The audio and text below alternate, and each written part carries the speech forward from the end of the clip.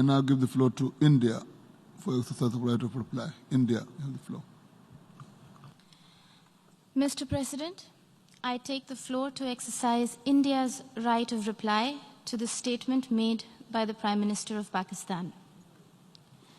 Every word spoken from the podium of this august assembly, it is believed, carries the weight of history. Unfortunately, what we heard today from Prime Minister Imran Khan of Pakistan was a callous portrayal of the world in binary terms. Us versus them, rich versus poor, north versus south, developed versus developing, Muslims versus others. A script that fosters divisiveness at the United Nations, attempts to sharpen differences and stir up hatred are, simply put, hate speech.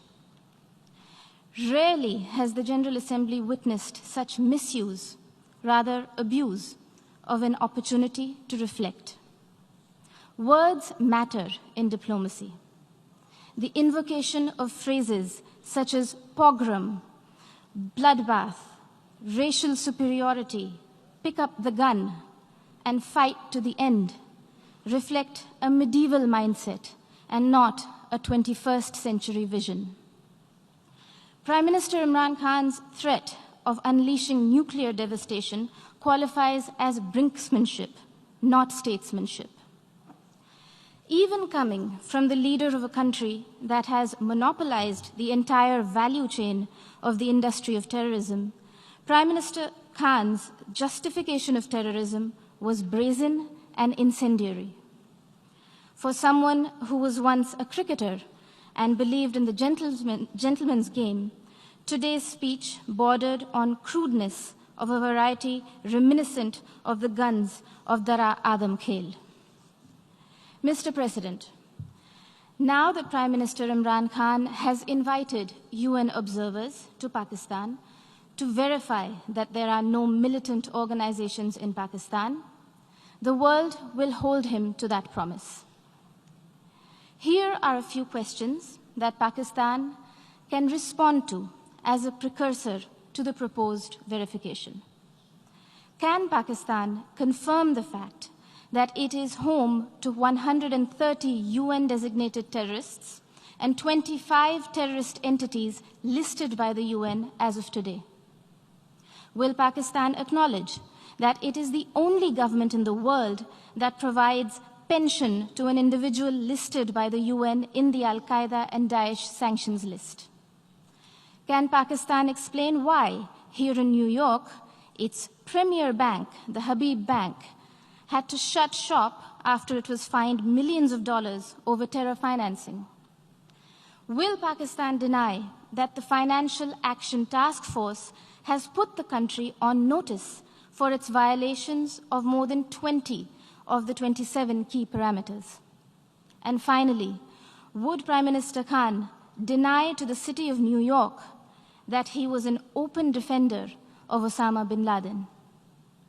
Mr. President, having mainstreamed terrorism and hate speech, Pakistan is trying to play its wild card as the newfound champion of human rights. This is a country that has shrunk the size of its minority community from 23% in 1947 to 3% today, and has subjected Christians, Sikhs, Ahmadiyas, Hindus, Shias, Pashtuns, Sindhis, and Balochis to draconian blasphemy laws, systemic persecution, and blatant abuse and forced conversions. Their newfound fascination for preaching human rights is akin to trophy hunting of the endangered mountain goat, the Markhor. Pogroms, Prime Minister Imran Khan Niazi, are not a phenomenon of today's vibrant democracies. We would request you to refresh your rather sketchy understanding of history. Do not forget the gruesome genocide perpetrated by Pakistan against its own people in 1971 and the role played by Lieutenant General A.A.K. Niazi. a sordid fact that the Honorable Prime Minister of Bangladesh reminded this assembly about earlier this afternoon.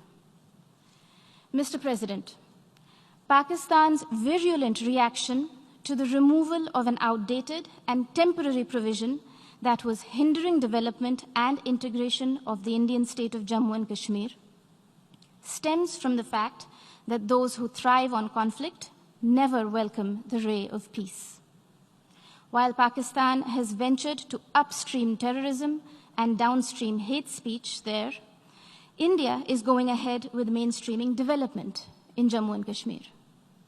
The mainstreaming of Jammu and Kashmir, as well as Ladakh, in India's thriving and vibrant democracy with a millennia-old heritage of diversity, pluralism, and tolerance is well and truly underway, irreversibly so.